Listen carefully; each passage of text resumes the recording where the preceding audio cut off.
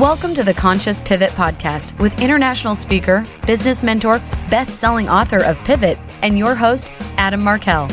The Conscious Pivot shares the stories and wisdom of people who have successfully reinvented some area of their business and personal life. You'll gain powerful insights into how you can fully embrace new opportunities, increase your performance, and master the art and science of innovation and resilience.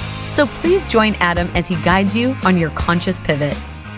Hey, everybody. Welcome back to another episode of the Conscious Pivot Podcast. I'm your host, Adam Markell, and I am feeling incredibly grateful today. Beautiful afternoon here in San Diego. I don't know where you guys are at the moment, whether it's day or evening, or it's beautiful weather or not, but I am feeling incredibly lucky to just be able to look out at a blue ocean and feel in my body in this moment, feel happy to just be alive, happy to be my own age, not wishing to be any younger at this point today, which is good. My body feels good. Went surfing yesterday and been taking good care of myself, which is super helpful. And feeling again as though everything is so purposeful. Life is not easy. We all know that. Business isn't easy. Relationships aren't easy. Health sometimes isn't easy. We've got our aches and pains and our complaints, and that seems to be a national pastime, or at least an international pastime. This ability to complain about our lot in life. But I can say without a doubt, without a shadow of a doubt, that wherever you are at the moment, mentally, physically, emotionally, spiritually, it is good to be alive. And I am sending that blessing not just out to all of you that are listening and watching perhaps, but to everybody on this entire planet, whether they believe what I believe or don't, or believe what you believe or don't. We are all one, and a community of people that breathe the same air and are animated by the same source and are warmed by the same sun. And I feel really lucky today, not only to be in the seat that I'm in, to be doing the work I'm doing, but to have an incredible guest on the show, somebody that I've been actually looking forward to this conversation for a while. We've gotten such great feedback on the show for well over a year now. And I've seen the evolution of the show. I've seen the evolution of pivot stories that have been featured on the show. And it mirrors in many ways my own personal evolution, which took a very interesting turn in April of this year, when I visited a life advancement center. Many of you might not know what a life advancement center is. I'll just say it's a very unique retreat in Costa Rica. And the founder of that retreat is a gentleman who is profoundly interesting, at a minimum, real, I think, a gentleman and somebody with an amazing story and a huge, huge heart. But he didn't always have a huge heart, and we'll get into that in just a little bit. We'll dive into some things that talk about the journey, the literal and figurative journey that we're all on in life. He is a consciousness thought leader, entrepreneur, philanthropist, and inspirational speaker. He's the founder of Rythmia Life Advancement Center in Costa Rica, the go-to destination for a spiritually awakening vacation experience. We'll dive into what that means in just a little bit. One of the 1%, he made his millions from creating and selling multiple companies, including ThatLook.com, a pioneer in mass market access to cosmetic surgery. He also founded Truthonomics, an online program teaching the skills and insights essential to a life of manifestation. Wow, that's a lot, and there's more that we'll dive into. Gerard Powell, Jerry, great to have you on the show today, brother. Thank you for being with us. So nice to be here, Adam. I'm so glad that I could share this time with you. Yeah. It's been several months since we actually were together in Costa Rica at your place. And, I want to dive into a number of different things, but before we do, you've had a very interesting life, to say the least. I read a little bit of your bio. You and I were just saying before we turned the camera on that there was like a 5-page bio that the team sent over, that Jerry's team sent over, because you've had such a just done a lot in your life and had a lot of personal transformation, helped a lot of other people transform. What's something that's not written in what I just read that you would love for people to know about you right out of the gate? Well, I don't even think of myself as those things. You know, I really, that's something that's probably written by our marketing department, you know. I'm just a guy that had an extraordinary experience and like lived to tell my life story. I don't consider myself a thought leader or any of that stuff. As a matter of fact, I'm not at all special, picked, or chosen. I'm quite the opposite of that, in all honesty. You know? Well, that's good. Now we can have a real conversation, I suppose. Right? So I woke up this morning and the words that came out of my mouth after I said my morning mantra, which I'll share at the end. But the next thing that I said, I thought, and then I said was, I wonder what miracles are coming today. I've started saying this every single day. I wonder what miracles are coming today. It was an affirmation that came to me in conversation with a woman by the name of Judy Whitcraft, who many folks know from her Namaste emails that have been out there for more than 20 years. And you believe in miracles, Jerry, don't you? Very much so. Yeah. Why don't we start there? Maybe I'd love to get your sense of what a miracle is, because I know that's a word that comes up a fair amount. Yeah. Beautiful. Yeah. So I believe in miracles. I believe that either nothing's a miracle or everything's a miracle. And if everything is a miracle, then there's so many different types of miracles, right? A bird flying is a miracle. The fact that ants create their own system is a miracle. I mean, there's miracles everywhere, right? I wouldn't disagree with that. Yeah, everything is a miracle on that level. So if that's the case, if everything's a miracle, how do you distinguish one miracle from another, I suppose? Is there a way to do that? Yeah, that gets interesting, right? So if everything is a miracle, which I believe everything is a miracle, then there's all these different types of miracles, and I don't think some are more miraculous than others. I think we're used to some, you know, and like we're very used to a bird flying over us, right? But just think about the magnitude of that miracle, just a bird. The difference is we see it every day and it becomes happenstance, or for that matter, a plane. Like there's just, the whole thing is mind-boggling. I mean, the least of which should be life after death. That should be like kind of simple. But there's things going on. If you ever watch a child be born, I mean, there's so much going on. We're living in craziness, miracles everywhere. Is it possible that a mere change in consciousness could be a miracle? I believe that.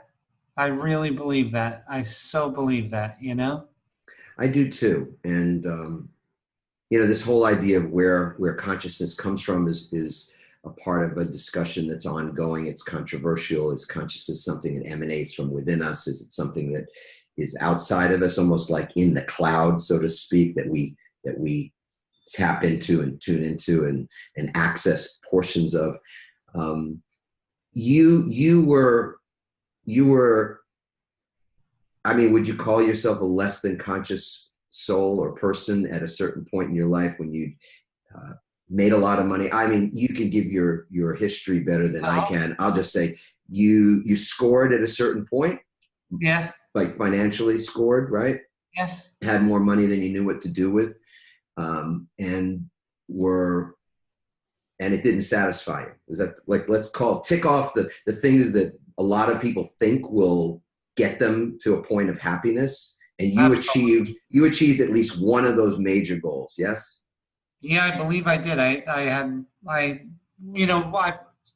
a lot of money. I sold a company for about $90 million. Let's say that netted down to 61 million. There was a lot of money, and I was so, and you know, people just look at that event, but the previous to that, I always made millions of dollars a year. Yeah. So like the things that I think people say, oh, that should make you happy, very much don't, in my experience. It's not at all what makes you happy. And as a matter of fact, it had the opposite effect on me. I had a friend of mine when I first started out in business, and he said, all money is going to do is make your personality bigger. If you're bad, you're going to be more bad. If you're good, you're going to be more good. And that kind of held true for me. It's a magnifier. Yeah. Yes. So you had a lot of money, and then you got to express yourself. And in a strange way. And then some. Yeah. So again, drugs, this sex, just sort of everything to an extreme. Is that fair? Yeah. Yeah. Everything to a very big extreme. And at the same time, it was drugs and sex and alcoholism and greed. And at the same time, I was married and had kids. It was just a crazy time. Yeah. Is it hard for you to think? I mean, look, you because of the work that you do now, part of how you help people initially is to share the fact that you've been through something, and you share that thing that you've been through, and every week, so to speak, you're sharing the full end-to-end of your story. In fact, I'm even hesitant to I want my listeners, I want our community to know you better. And yet I'm even sort of going, man, do I want to make Jerry tell his freaking story again? It's like, how many times can you tell your story without getting sick of your own story? But I mean, so what's another way to come at this, do you think? Let's be creative about how it is that we can let people know just how fucked up your life was at that time. Yes. And then what led you to this pivotal moment where you just sort of couldn't get any lower, and pretty much the lights were about to go out, right? I mean, whether they were going out on their own because the universe is merciful and just said, we got to take this fucking guy out because he's such a mess. Or you yourself were like going, hey, how many more people can I hurt, right? I'm with you. And it was a little bit of both. I think that the universe was aspiring, and I was in a whole bunch of trouble, a real bunch of trouble. And like the easiest way to say this is just say it in a sentence and just say, here's what my life looked like. I was suicidal. I had tried to commit suicide 2 different times. I had girlfriends out the gazoo. I had tons of money in the bank. I had planes and houses and cars and all those things, boats, all those things that you think are going to do it. And nothing worked. And I was just near the end of my rope. I thought that I was just defective, and that I was going to call it quits, kind of thing. So you get to that point, and I don't know if everybody's been to that edge. I mean, I think some people have been. I think it's a slow drip for a lot of folks that just feel miserable, feel a low, whether it's kind of a more extreme form of misery, or it's just that low energy of anxiety and fear that a lot of people live with on a day-to-day basis. But I think we're living in a world that, I mean, look, we can blame it on social media, can blame it on any number of things, blame it on the people who are running our world, right? Yeah. But Henry David Thoreau said years and years before any of that we live in a world where people are living in quiet desperation. They live lives of quiet desperation. So this is nothing new, right, Jerry? I mean, this is the human condition. Yeah. I believe in that. So here you are, you get to this point of kind of looking into the abyss, considering it, even trying to take your own life. What happens? Yeah. What's the thing that saves you, brother? Do you get saved? Is that the good news in the story? Yeah, the good news is that somebody else, cared enough to tell me about something that they heard had worked for someone else, which was plant medicine.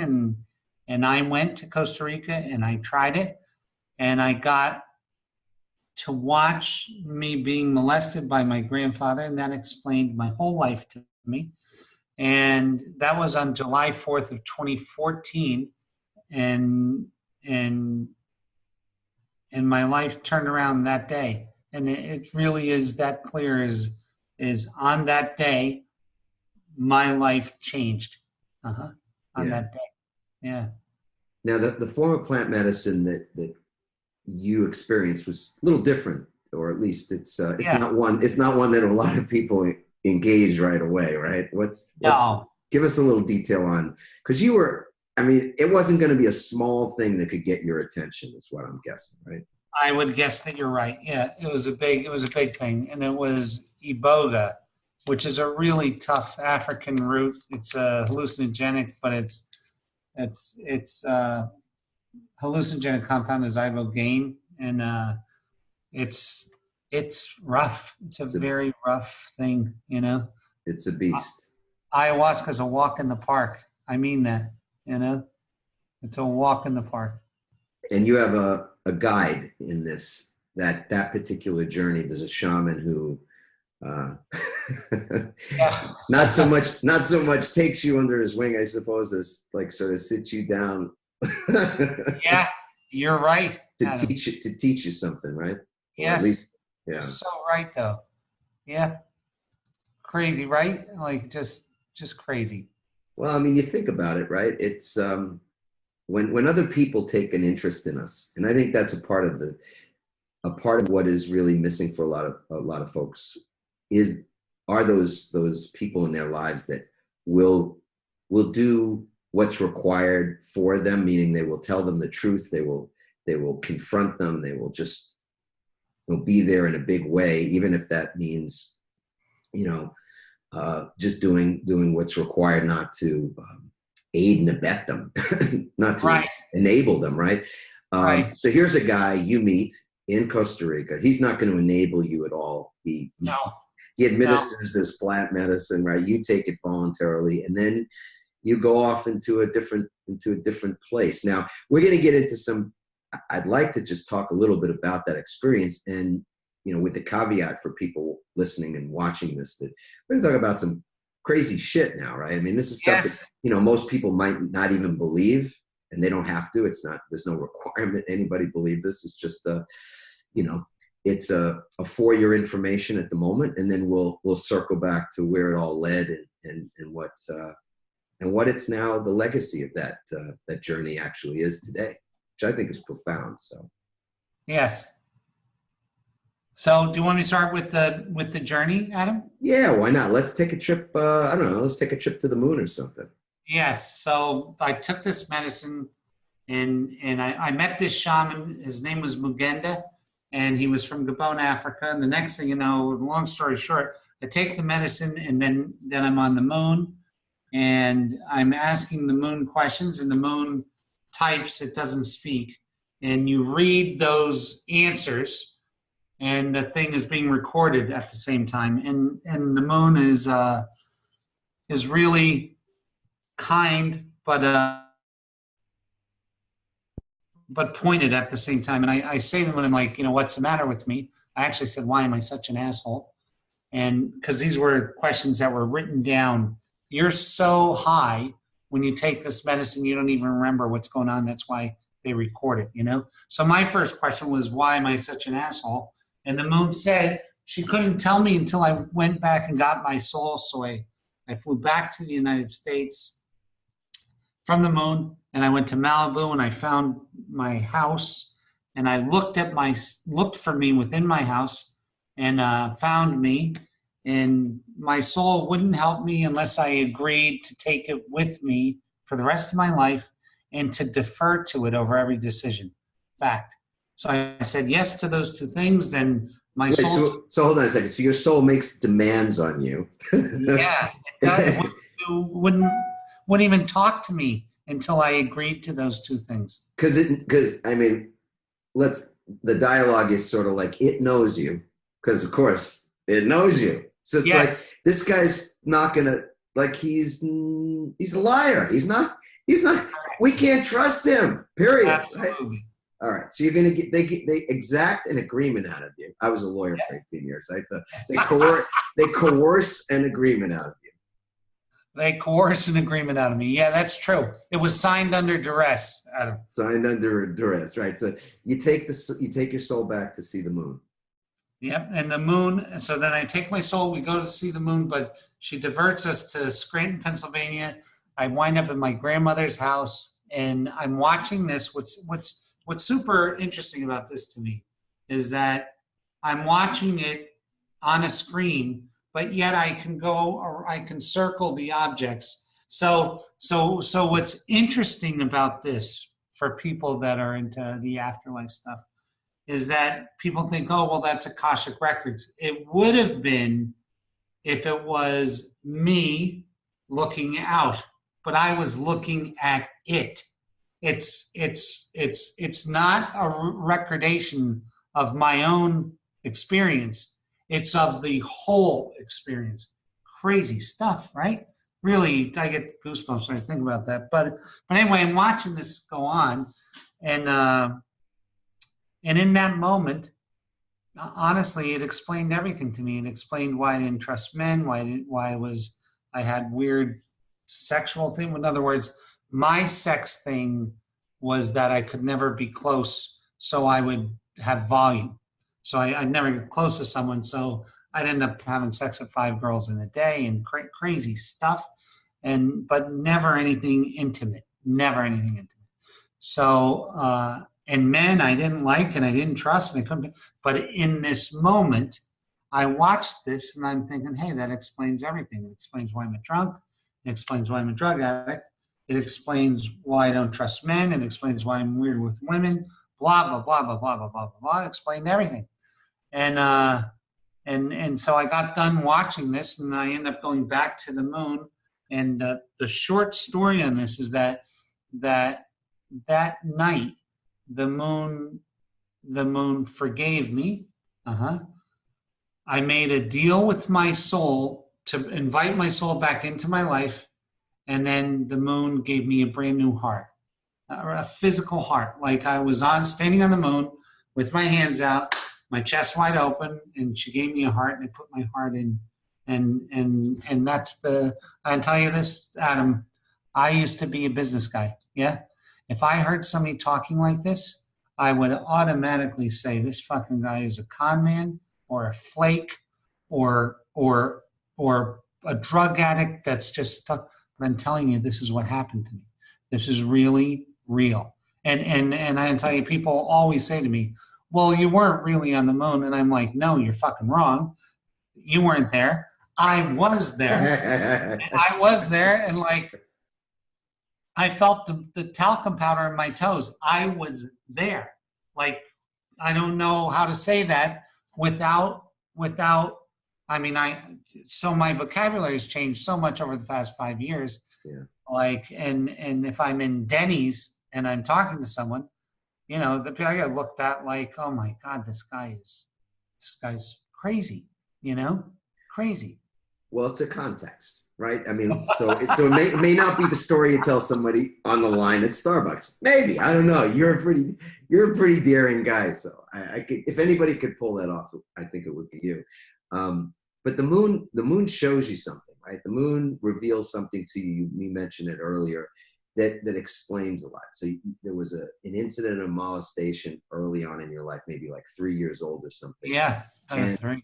Yeah, and you had no conscious awareness of this. So as an adult, this didn't happen. Basically, this is an event that did not happen, right? No. As a matter of fact, when I saw Adam, I screamed out.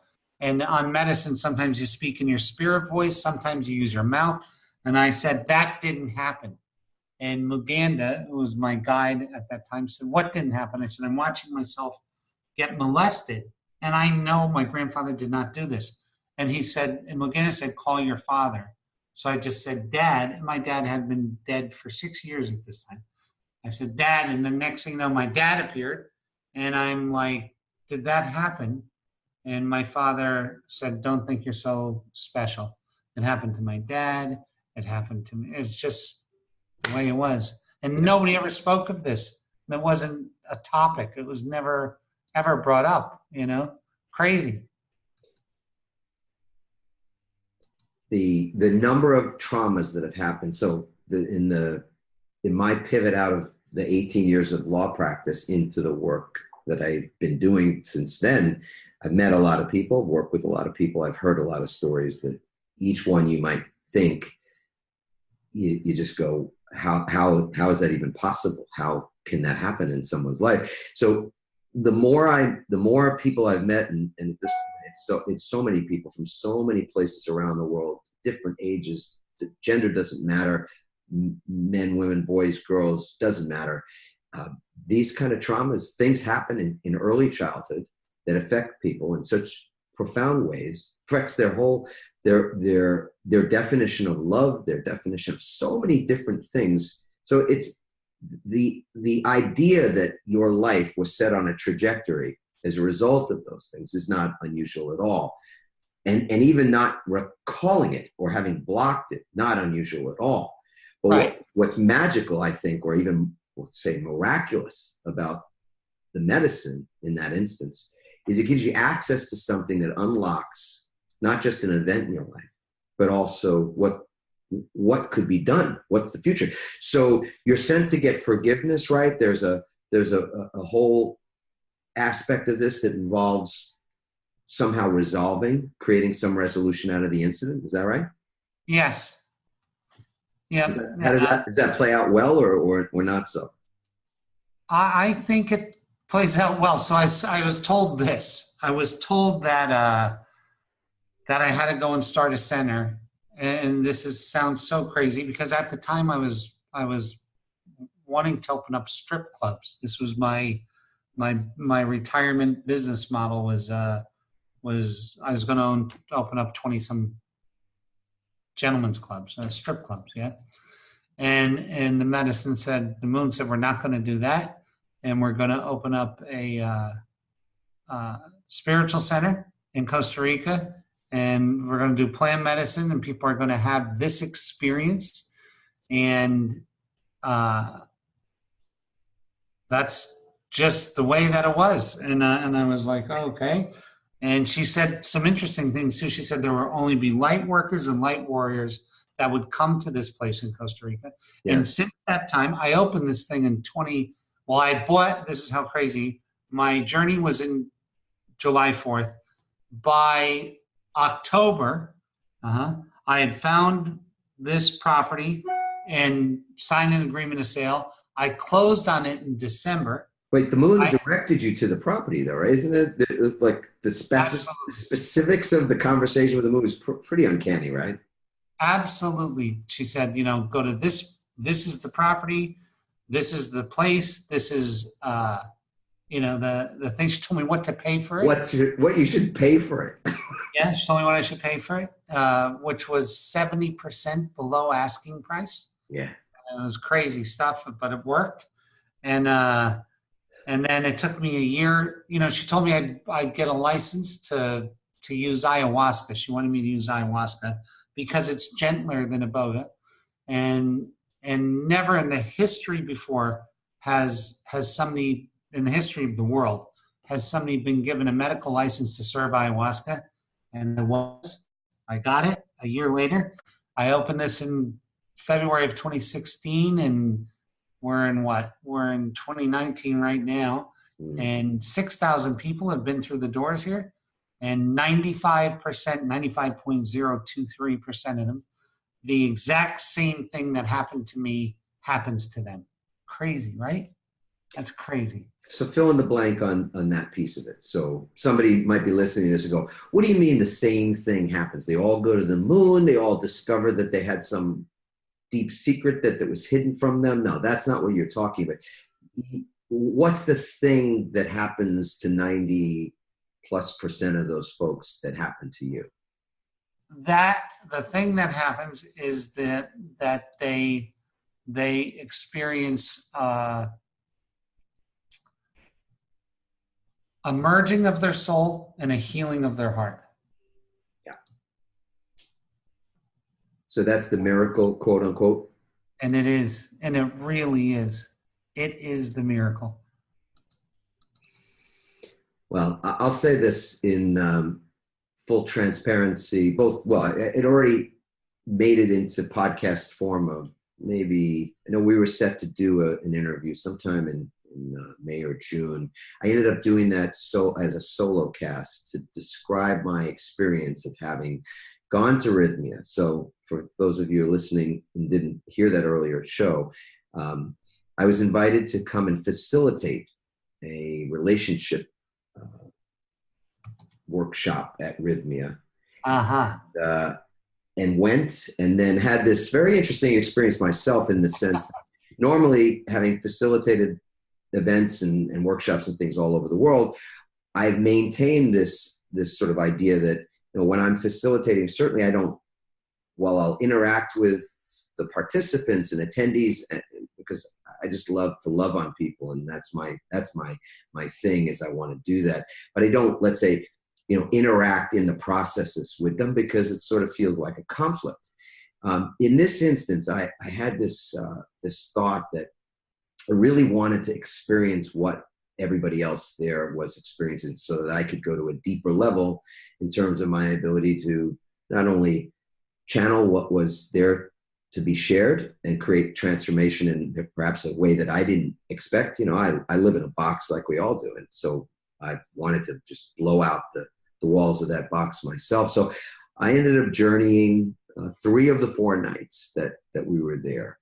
And then that experience itself created what I would equate to, when you said a healing of the heart. So I had sort of first broken heart at 4 years old, 4 years old, when my dad was taken ill and was away for about 6 months. And this whole thing, I was able to come back and see it, experience what I was going through, when all of a sudden, out of nowhere, my father disappears. I don't know why or what. And see him just in this hospital kind of thing, and not know whether he's ever coming home. And it was terrifying and traumatic. I don't know what else to call it. And so in one of those nights, in one of the journeys, that was not just brought to my awareness, but it was freaking, it was forever changed.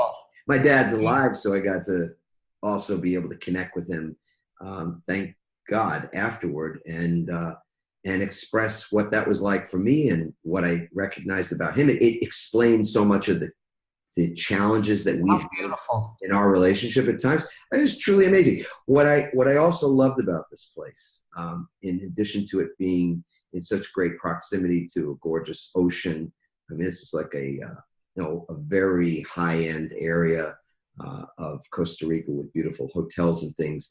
But this particular retreat itself, the physical surroundings, Jerry, are just, they're impeccable. I think there's a level of, you're a bit of an anal guy in some ways, right? Maybe very much so. Very much so. So the best of that anality, maybe, is, I don't know if that's the word. It shows up because the place is so ridiculously clean. And the food is so impeccably and lovingly created, prepared, delivered. And the people that are there that are assisting in the facilitation of the experience, for everything from the folks that are facilitating movement and yoga and the cleanses and the massages and the, all the stuff that's kind of in the genre of just being a spa. Let alone the shaman and people that assist the shaman during the journeys. I got to tell you, brother, you'll never hear any more unconditional support or the review that I'm giving in this moment out of my. I love that. About anything. So. And I want to tell you what, Adam. A lot of thought leaders come here, and they're afraid, and some of them have classes. Well, 80% of them will do the medicine, but you did it in the most brave way. Very I really appreciate your spirit and who you are. And a lot of times too, people in this business, they get something that I like to, the only words I can know is a little bit of a God complex. They get oh my God, I know everything. And you're not that guy. And that makes it wonderful. That if you stay that way, that's how the medicine wants us to be always learning, right? Always open. And it's hard to do. It's hard to do because, I don't know, we think we see things as they are so often, right? Mm. But when we get on the medicine and get on the other side and, you're sitting there and there's a purple elephant dancing next to you and you're thinking, well, maybe I don't know everything. It's crazy. Humility is a tough nut. You know, in the Bible, it talks about meekness, and it's interesting, the words that have the sound or have a sort of there's a pejorative or a negative kind of a connotation surrounded with them. What does it mean to be humble, really? Does it mean you're passive, that you let people step on you, or that you that you don't have confidence? And that's bullshit, because humility is a sense, like you say, that, you know what, I don't know nearly as much as I might think, or my ego might, delude me into thinking, but that I want to learn more, that there's a lifelong learning and an openness to the new information. And so, yeah, one of the big things I think is confronting sort of a fear of being out of control. I mean, I would say that's a big thing for people, is that they want to just maintain control in their lives. And I'm a sort of still recovering control freak. And good for you. Yeah. So something like that anyway is just, I'd say it's good for the soul, whether you end up with a heart healing and emerging of the soul or not. And in the particular week that I was there, I think you made your statistics, brother, when it was all said and done and the surveys were done and what people were sharing about their experience. I would say it was at least 9 out of 10 of the people that were there had that miracle.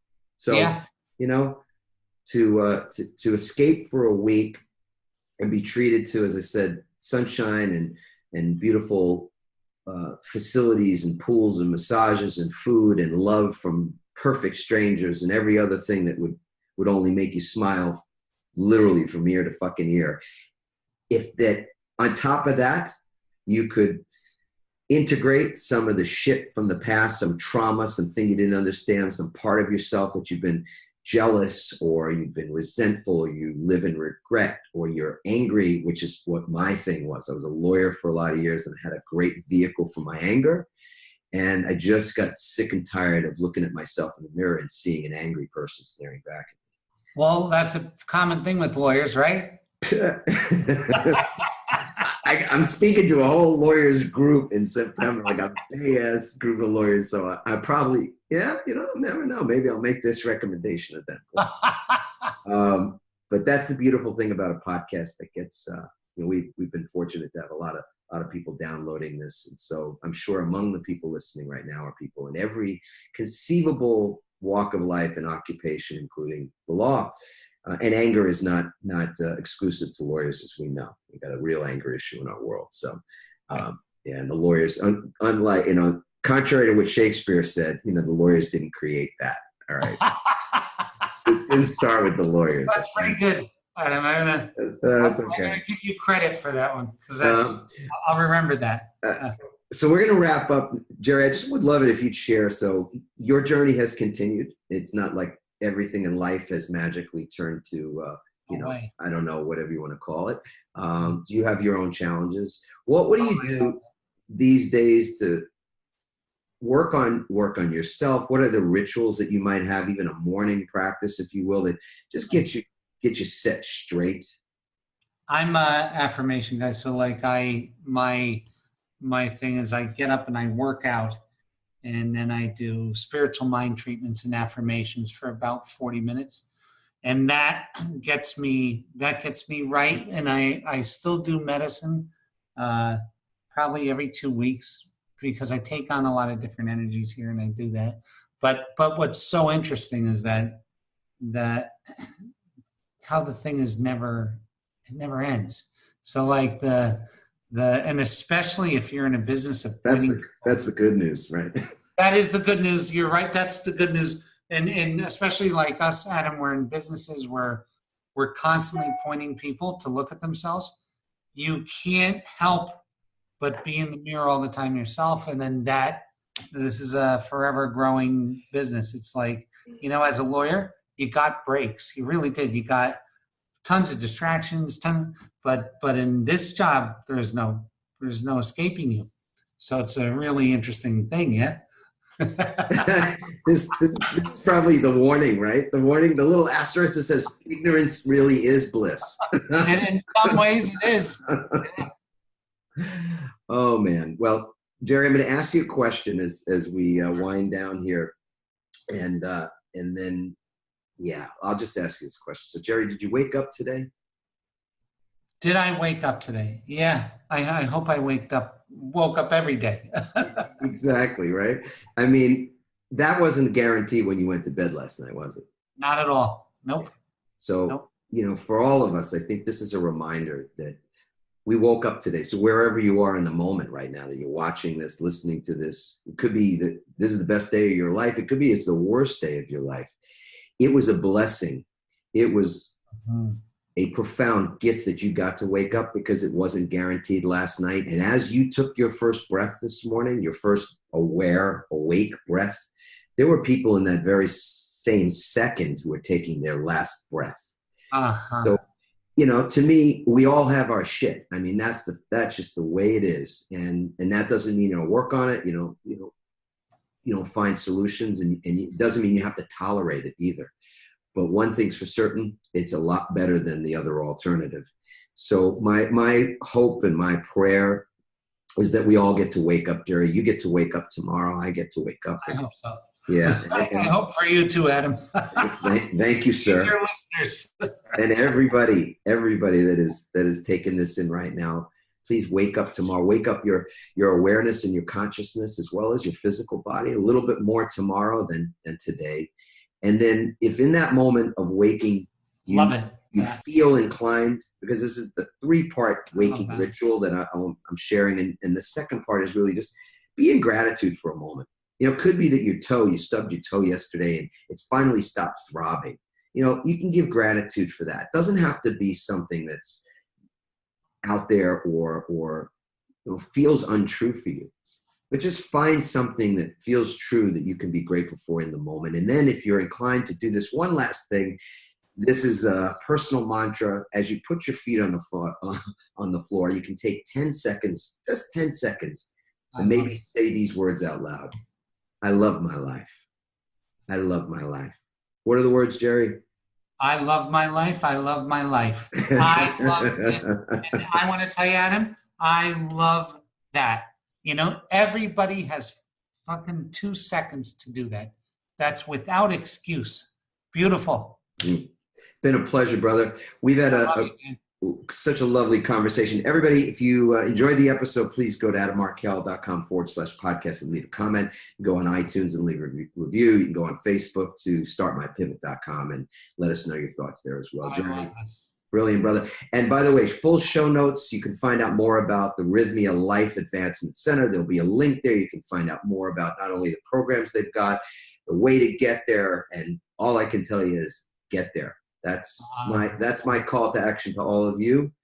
Do it, because there's absolutely nothing more important in my view than to schedule a week for yourself to do what can be done under that level of just impeccable supervision. That's the deal. All right. Ciao for now, everybody.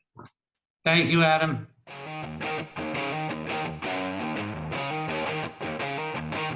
Thanks for listening, everyone. We hope you now have the tools and greater insights to navigate your own pivot.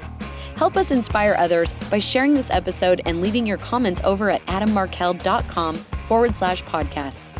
For more tips, strategies, and support as you consciously pivot into a new business and lifestyle you love, join our Pivot community on Facebook at pivotfb.com.